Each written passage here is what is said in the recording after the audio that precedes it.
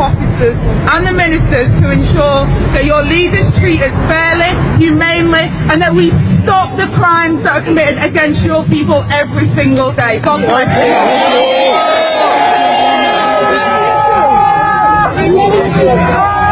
We are very careful to have you, and we like more people like you who will speak up and speak out against those who cannot speak for themselves. Yes. We are very grateful that you took the time to walk over Biafrans love. We appreciate you. We want to see you again.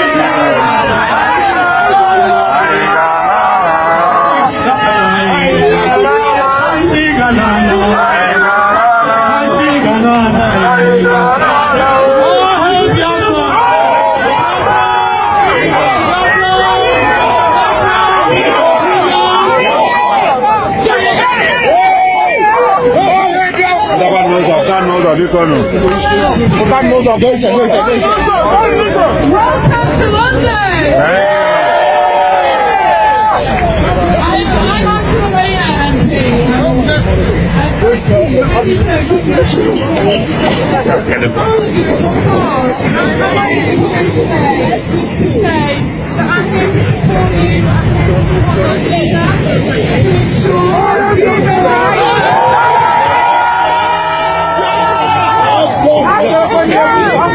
And for everybody, not just for those that are on their side, that the people that they want to support. Every single person. You have my assurances that I will continue to ask the questions in Parliament, to ask the Foreign and Commonwealth officers and the ministers to ensure that your leaders treat us fairly, humanely, and that we stop the crimes that are committed against your people every single day. God bless you.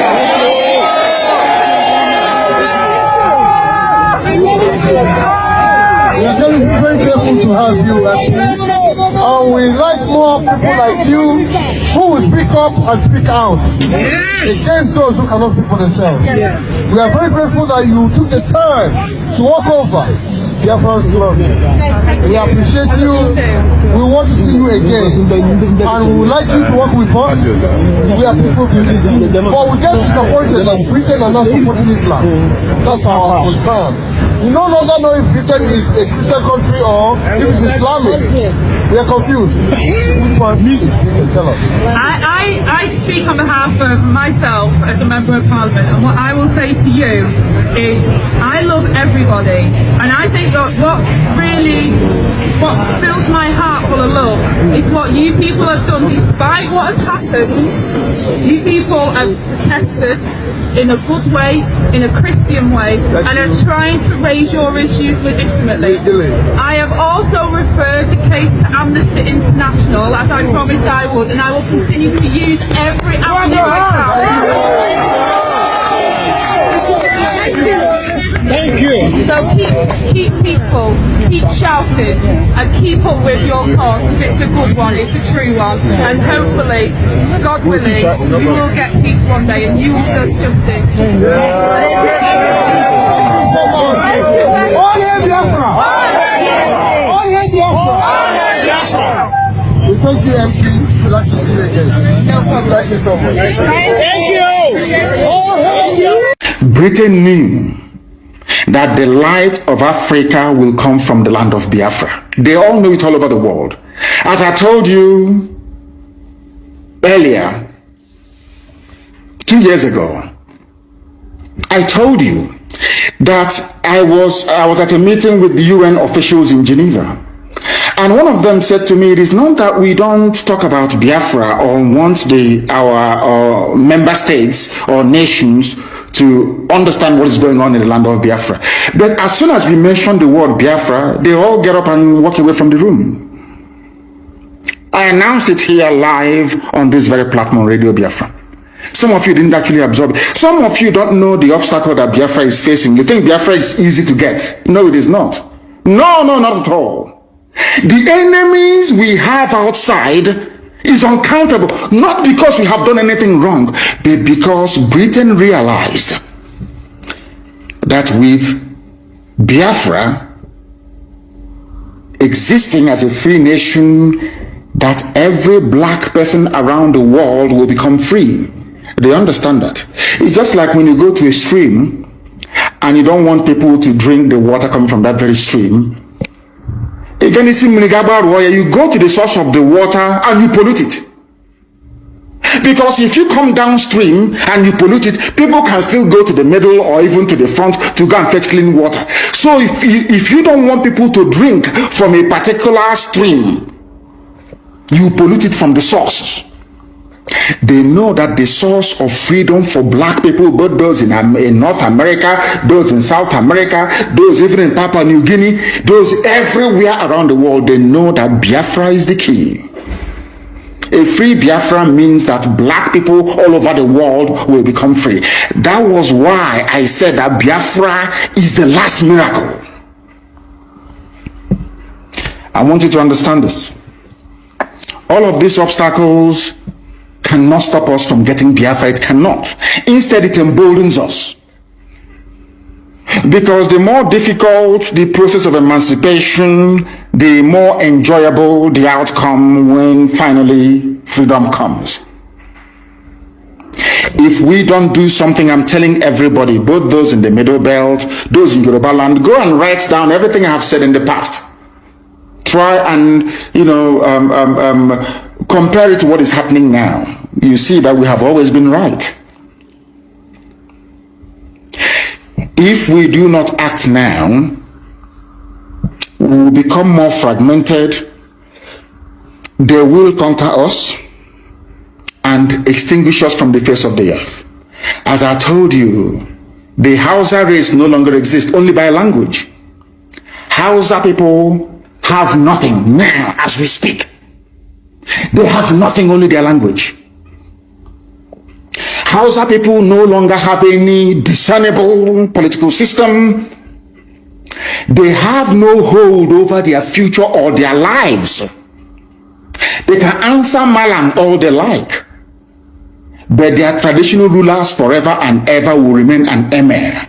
And an emir is a Fulani. So what did you think? Drop your comment on the comment section. And in case you are coming across this channel for the first time, please do well to subscribe, all right? Thank you and God bless you. I told you guys in one of the previous videos I made that the world is no longer interested in rule of law. Yes, the world is no longer interested how you live, whether you are living fine or not. They are not interested in that. What the world is interested in is their personal interests. They don't care what you gain. They don't care what you lose. What they are interested in is what their interest, what they gain from you. And so when two people are fighting, if the world powers get in, what they are interested in is who will give us what we want. Because if the world is interested in rule of law, you see this issue of Biafra, believe in me, it should have been discussed at high parliament. The world should have discussed this issue of Biafra recently in High Parliament. But what do we see? Tell me any part of the world, tell me any part of the continent that Biafrans has not protested. No, tell me. In Europe, in Asia, in Africa, tell me South America, tell me part of the world that the Biafrans has not protested.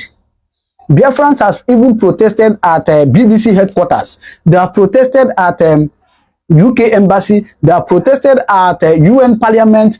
Tell me. Of course, I'm going to show you some of the videos. I'm going to show some of the videos so you believe and confirm what I'm saying. But yet, after all this protest, after everything, the world will still keep cold to the issue of Biafra. You know what they're waiting? Probably they're waiting when you guys begin to do rough things.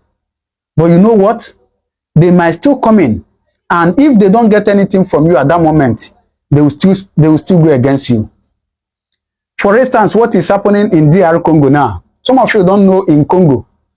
For the past 5 days, there has been a serious war in Congo. For the past 5 days, there has been, people are fleeing. People, they come out from Congo for the past 5 days. The M23. Some of you don't know. I follow the news, but I don't really want to talk about it. And now, even UN has sent their peacekeepers.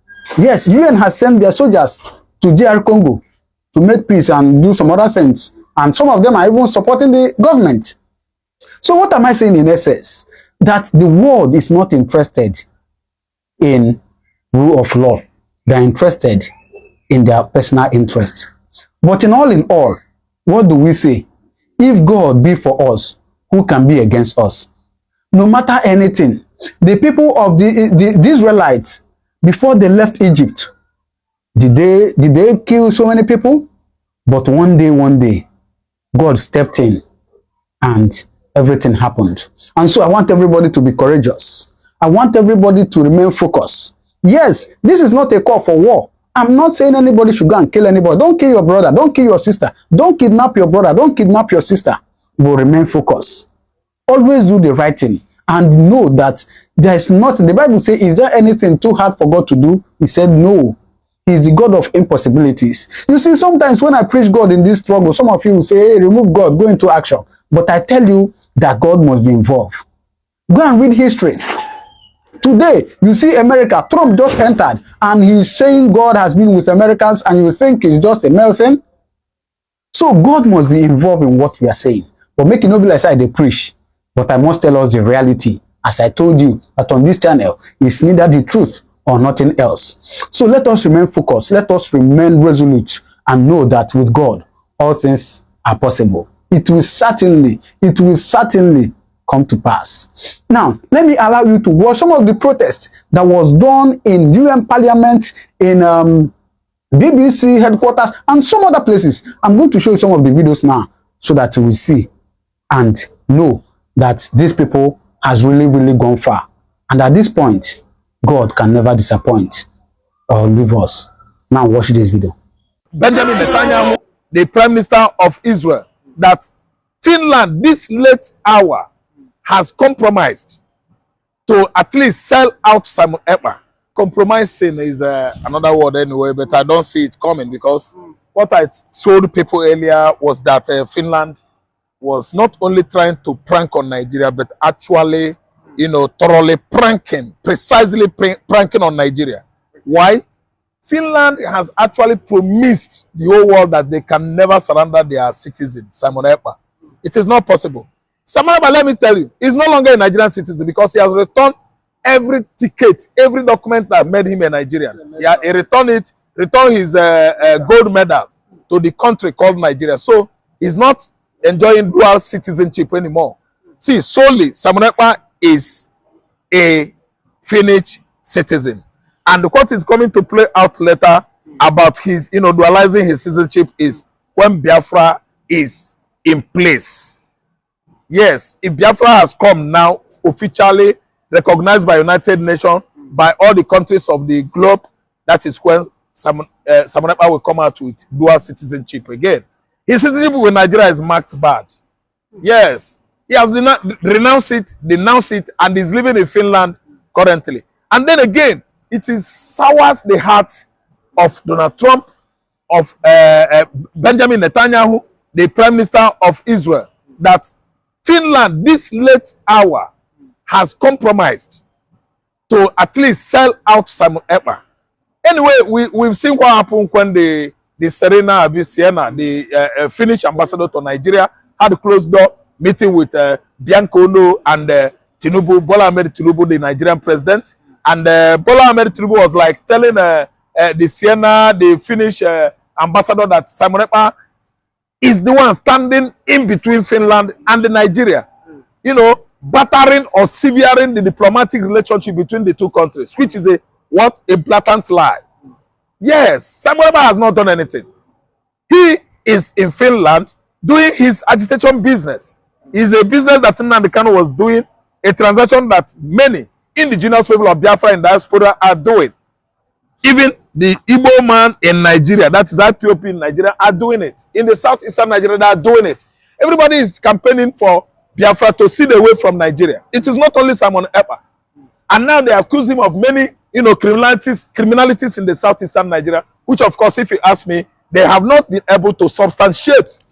Yes, those evidences have not been at least, substantiated. They are just accusing him for nothing. It's an allegation, blank one, blank allegation. And what Netanyahu is trying to do is to make sure that the agreement, what has been as an agreement in the Bible many centuries ago, must actually play out, at least come to happen or pass this present time. Why? What am I saying? The Jews all over the world coming together under Israel. The white Jews are there. They are trying to meet up with Bible's apocalypse, that time shall come when the Jews all over the world, both the red skin, the white skin, the mulatto Jews, the black Jews, are coming together as one. And that is when the New Jerusalem will come. I'm telling you, that is the end of all ages. The New Jerusalem is now under construction. They have actually sacked all the foreigners, the strangers in New Jerusalem. The Arab, the Palestinians, the Iran, all the Arabs in Jerusalem, they have actually vacated Jerusalem. The New Jerusalem is coming, and I believe it has started under this Benjamin Netanyahu administration. Benjamin has actually fought almost 8 countries to make sure that he disposed at least, send packing all the occupants, Arab occupying Gaza, West Bank, in the Middle East. And he has succeeded. When he fought Yemen, he fought Syria, fighting Lebanon, he fought the Palestinians, fighting Iran and Iraq. And successfully, Israel prevailed on them. So that is the coming together of all the Jews. And you can see how Israel has blacklisted actually, obviously, Finland, because they have, sold out Simon Ekpa. Okay. But yesterday he said the EU will not allow Finland to deprive Simon Ekpa of his human rights. Yes. But we've seen where it was said that the EU were the one even instigating or even putting pressure on the Finnish government to do the needful as regards Simon Ekpa. And at the same time, we even heard CDS Musa himself come out to say that EU are there watching why Simon Ekpa is constituting nuisance. That was before he was arrested. I think in an interview with Arise TV, Ekpa constituting nuisance in Finland, doing whatever he's doing, causing a problem here in the southeast where it's there in Finland. We do not think it's the EU. Don't mind Christopher Musa. Christopher Musa has never been able to prove his, guilty. No, prove his innocence in this matter of insecurity in the southeastern Nigeria beyond reasonable doubt. You know why? The Nigerian military are the one disaliving the youth in the southeast. How could you be shooting, at least killing, spying on armed youths in Igbo land? Yes, yes, it is too bad. They are buying innocent youth on armed persons. If you buy armed criminals, good. If you go to eastern Nigeria and confront Biafran liberation, good. We'll actually know that you are doing the right thing. But this one is unarmed persons, unarmed women, both housewives, both male farmers in their farmland. they will join forces with Fulani headers, buying everybody in Igbo land. It is uncalled for. And this Christopher Musa is seen. He knows all this thing. It is because of hate of Igbos. Igbophobia is the one. That's why he could not see that the military forces, the Nigerian military forces, are at least committing genocide in Igbo land. Actually, if Christopher Musa knows that what Nigerian military forces are doing in southeastern Nigeria is right, he should honor the invitation by ICC to go there and explain to them. You are needed there, go and explain. Buhari must go there, Brutai must go there, and all of you. If you are right, if actually you go there with all the evidences brought by the Biafran people to the court, ICC, if you're not found guilty or culpable, you can come back to this part of the world free. But if you go there and it's actually obvious that you committed those, at least, those allegations, you are guilty of those allegations, you will have yourself at least blamed. Because international law must, get hold of you. So if Christopher Musa knows that what he's doing is right, he should go to ICC and explain to them. But let me tell you, friend, you know what? Finland will never forget. Finland is playing prank on Nigeria. I'm saying it. They are pranking on Nigeria. Within a short period, people will say, I said it. They are pranking on Nigeria. Samuel Ekpa is not going anywhere. Samuel Ekpa is having a big win. Why? And how? Gumi has come out to say that Nigerian government and the southeastern governors should procure arms, dangerous one, for Igbo youths to begin to fight IPOB. Do you know what it means? To throw that region into another armed struggling, bloody chaos. You see, that kind of suggestion is enough for federal government of Nigeria and southeastern governors to campaign for arrest of Sheikh Pig Gumi. It's not supposed to make such statements because we're Igbos. Fulani want to, yes, they want to use that as a balance to enter Igbo land for Fulanization and Islamization. If Igbos could procure arms against themselves, it means that things has fallen apart again in the southeastern Nigeria, a situation whereby all the Mali Fulanis in West Africa, Senegal and Gambia, Futa Jelon areas, all those Sahel countries where Fulanis are coming from, we infiltrate Igbo land and destroy Igbo land. We cannot do that. We cannot do that. Igbo man, I know that Samuel Ekpa will have no reason ever not to prevail on both Finland and Nigeria. That's my take. Okay. But there's a prevailing rumors of Mali, Niger and Burkina Faso working together with Biafra on the ground, the secret plot. Yeah. Do you think this will work out? No, it has actually worked out because the kind of diplomatic relation between Nigerian president, Malian president, Burkina Faso, that's Ibrahim Traore, and the rest of the francophone countries in West Africa recently. I think we are getting there because France is not going to hold, any region, any country again in West Africa. France is failing, and they are failing. They have failed in Gabon, they have failed in Burkina Faso, they have failed in Mali, they have failed in Niger, even Senegal. So they are joining forces to support Biafra is a welcome idea. During the war, all those French-speaking countries, they are with us, except Chad and Niger. Cameroon was actually with us until Nigeria promised them Bakassi Peninsula, which they, of course, wanted to deny during Obasanjo regime. They went to international court, and actually Cameroon carried the day. So what I'm trying to say is that we actually open our arms to embrace, accept, allow these French-speaking countries to be part of us in this struggle. Nigeria has lost bearing, just like a rolling stone that gathers no moss. I don't think Nigeria will have any say, any authority or prerogative to oppress, suppress, or marginalize Biafran people again. Okay. And lastly, Anifere has come out to tell Tinubu to release Nnamdi Kanu unconditionally. He said it's time to let Nnamdi Kanu go. And Ayo Adebanjo has finally come out to say that Tinubu should release Nnamdi Kanu unconditionally, yes, without delay. Tinubu has special hatred for Igbo man. That's why he's turning his back on that call to release Nnamdi Kanu. Yes, no, let me say, passion at all for Igbo man. He is a highly tribalized Yoruba leader who has actually failed the Yorubas, battered and destroyed the legacy Awolowo left before he, went to the beyond. Because if actually he has interests of Igbos at heart, I don't see reasons behind his, letting Igbo off the hook.